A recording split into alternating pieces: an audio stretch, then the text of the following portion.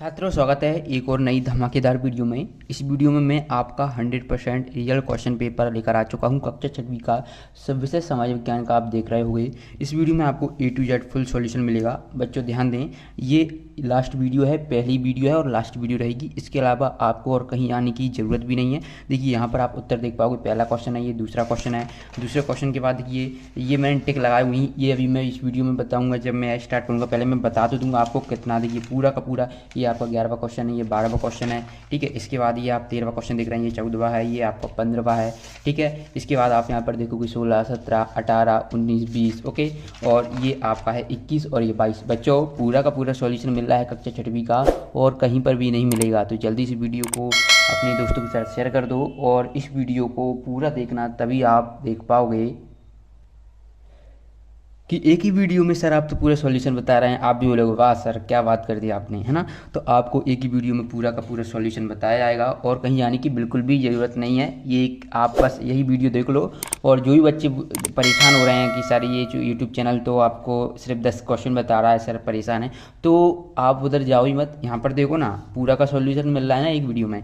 मैंने अभी संस्कृत का डाला था, पूरा का पूरा सॉल्यूशन एक ही वीडियो में बताया था कि नहीं बताया था? बोलो, बताया था कि नहीं बताया था? तो चलिए पहला देखिए, प्रश्न को पढ़कर नीचे दिए गए विकल्पों में से सही विकल्प चुनकर लिखना है। यहाँ पर प्रश्न एक है, कानून व्यवस्था को बनाए रखना मुख्य रूप से किसका दायित्व है? तो यहाँ पर नगर निगम, अस्पताल, पुलिस और ग्राम पंचायत। तो उत्तर आप यहाँ पर से लिखेंगे ऑप्शन सी, पुलिस, ओके। अब देखिए दूसरा प्रश्न देखिए, आप अपनी छात्रवृत्ति की राशि निकालने के लिए किस संस्था के पास जाएंगे? ओके। तो यहाँ पर ऑप्शन है विद्यालय, ग्राम पंचायत, अस्पताल, बैंक, ओके। तो छात्रवृत्ति किसके द्वारा? विद्यालय के द्वारा जारी की जाती है, लेकिन आप निकालने के लिए कहाँ पर जाएंगे? बैंक में जाएंगे। तो यहाँ पर आप क्या करोगे? ऑप्शन डी आपको यहाँ पर बिल्कुल सही कर देना है, ओके। तो चलिए थोड़ा ये आपको अब सही दिखेगा, ओके बच्चों। चलिए ये यहाँ पर आपके प्रश्न तो यहाँ पर कंप्लीट होता है। चलिए प्रश्न क्रमांक 2 के बाद प्रश्न क्रमांक 3 देखिए, अधिक वर्षा के कारण आपके घर में हुई क्षति सर्वे के लिए आप किससे संपर्क करेंगे? तो ऑप्शन ए है स्थानीय शासन,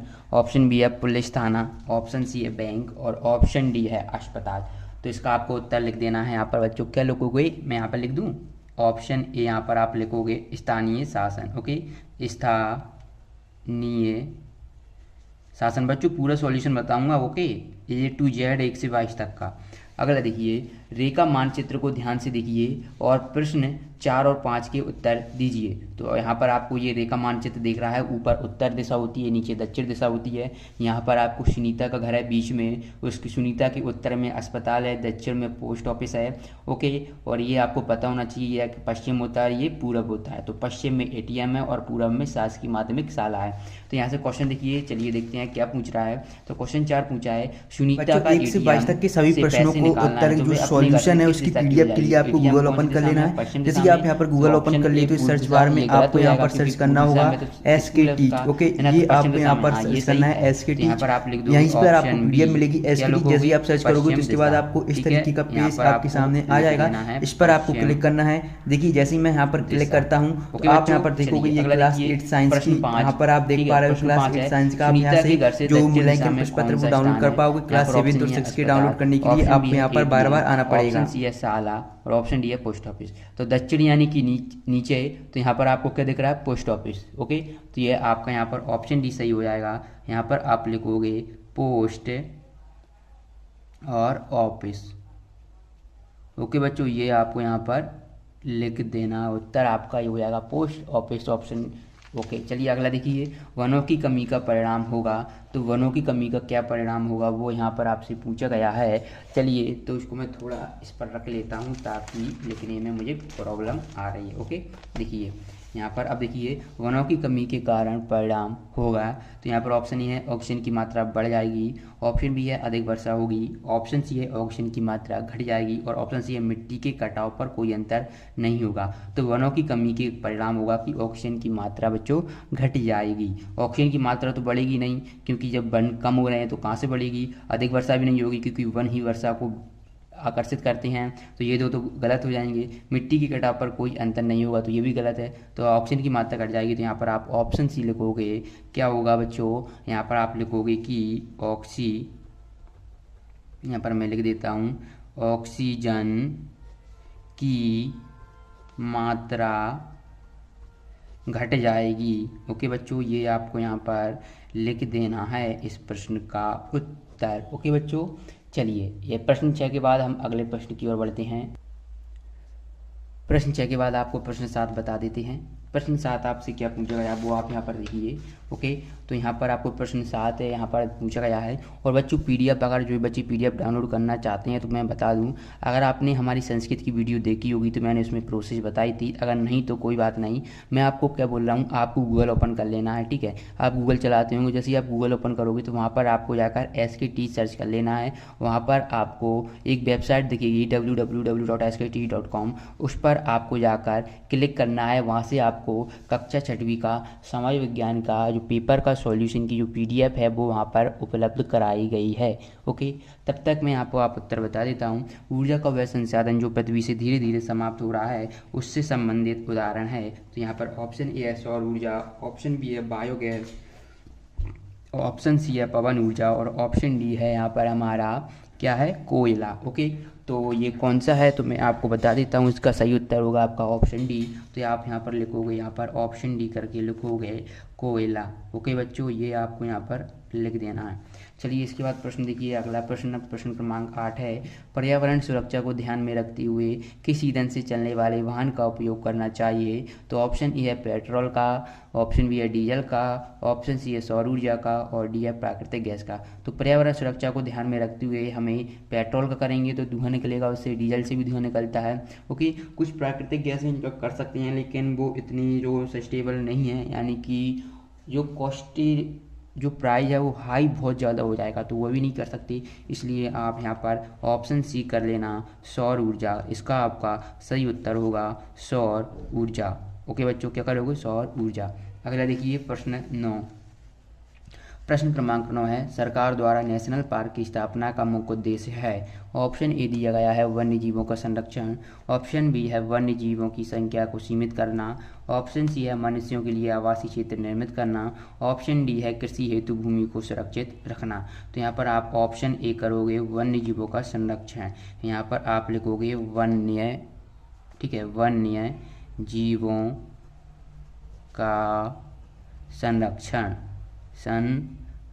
बच्चों, ये आपको यहाँ पर लिख देना है। इसके बाद देखिए प्रश्न 10, चांगपा लोगों से संबंधित कौन सा कथन सही नहीं है। ऑप्शन ए दिया गया है चांगपा अधिक ऊंचाई पर रहना पसंद करते हैं, दूसरा है चांगपा खास तरह की बकरियां पालते हैं, और ऑप्शन सी है चांगपा घुमंतू नहीं होते हैं, और ऑप्शन डी है चांगपा लोग हरे मैदानों की खोज में घूमते हैं।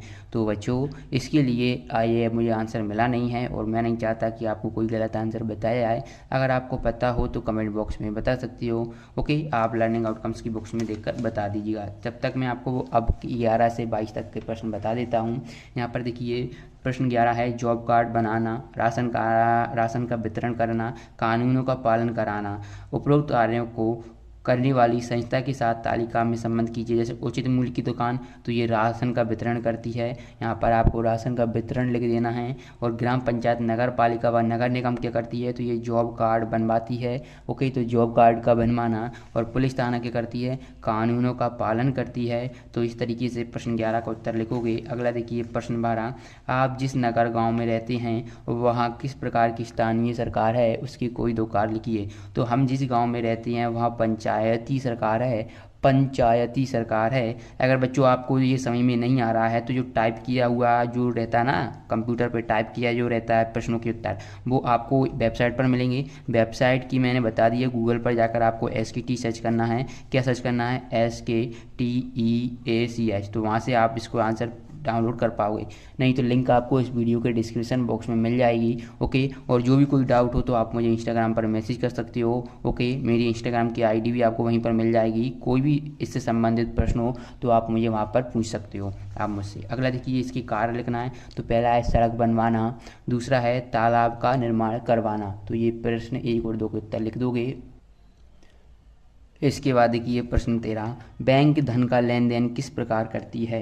तो यहाँ पर आप देखोगे कि बैंक धन का लेन देन नकद, प्रीपेड कार्डों की मदद से या ATM की सहायता से करती है। ये आपका प्रश्न क्रमांक 13 का बिल्कुल सही आंसर होगा। इसके बाद देखिए प्रश्न क्रमांक 14, संकेत चिन्ह बनाइए। यहाँ पर रेलवे स्टेशन है तो ये आपका रेलवे स्टेशन का संकेत चिन्ह ये हमने बना दिया है इस तरीके से।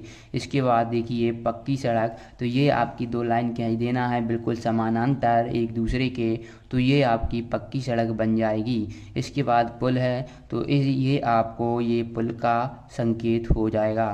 प्रश्न क्रमांक 14 के बाद अगले प्रश्न की ओर बढ़ते हैं। प्रश्न क्रमांक 15, प्रश्न क्रमांक 15 में आप दिए गए रेखा चित्र को देखकर प्रश्नों के उत्तर देना है। आप यहाँ पर देख पा रहे हो, ये आपको यहाँ पर ये सामुदायिक केंद्र दिख रहा है, यहाँ पर पेड़ लग रहे हैं और ये खेल का मैदान है और ये आपकी यहाँ पर क्या पक्की सड़क जा रही है, ठीक है, पक्की सड़क। और ये आपका का पीओ ऑफिस है, ओके, ये यहाँ पर दुकानें हैं, ओके, ये रास्ता गया है, ये यहाँ पर भी रास्ता गया है, ये विकास का घर है, ये शीला का घर है और ये करीम का घर है। यहाँ पर विकास के घर को सी से रिप्रेजेंट कर रहे हैं, शीला के घर को डी से और ये करीम के घर को ई से, ओके।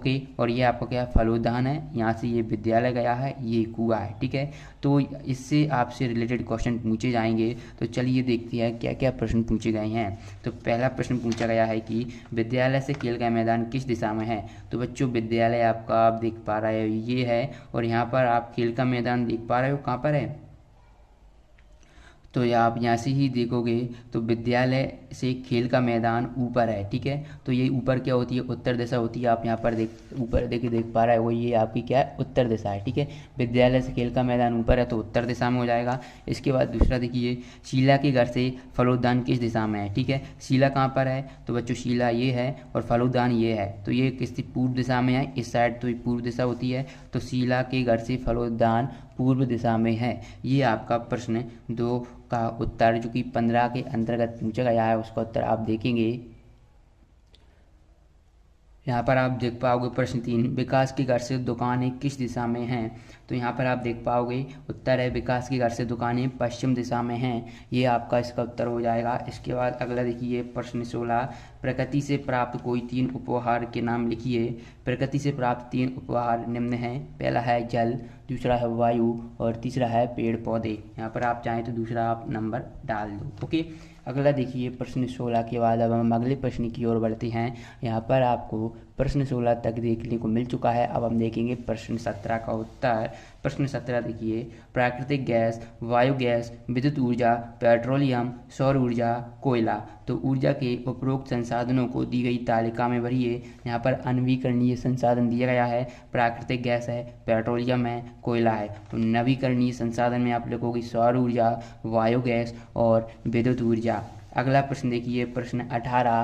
प्रश्न 18 यहाँ पर बच्चों देखोगे कि वनों का संरक्षण क्यों आवश्यक है, कोई 3 कारण हमें लिखना है। तो वनों की कमी के कारण भू अपरदन, अनावृष्टि, बाढ़ आदि समस्याएं उत्पन्न हो रही हैं, इसलिए वनों का संरक्षण आवश्यक है, ओके। कारण लिखना है तो प्राकृतिक संसाधनों का रखरखाव और दूसरा है मरुस्थलीकरण को रोकना और तीसरा है वर्षा। तो ये आपको वनों का संरक्षण क्यों आवश्यक है और 3 कारण हमने यहाँ पर ये लिख दिए हैं। इस तरीके से लिखोगे तो पूरे नंबर मिलेंगे। इसके बाद देखिए प्रश्न 19। प्रश्न 19 है जो कि 3 अंक का पूछा गया है कि ऊंचाई पर रहने वाले मनुष्यों का भोजन किस प्रकार का होता है। तो इसका आप उत्तर देख रहे हो, ऊंचाई पर जाने पर तापमान कम होता है, इसलिए आपको उसी प्रकार का भोजन करना चाहिए, ओके। चलिए इसके बाद देखते हैं प्रश्न 20। प्रश्न 20 का उत्तर यहाँ पर है कि प्रश्न 20 क्या है कि अगर आप किसी पहाड़ी इलाके की यात्रा कर रहे हैं या पर यात्रा पर जा रहे हैं तो वहाँ कौन कौन सी आवश्यक सामग्री साथ लेकर जाएंगे।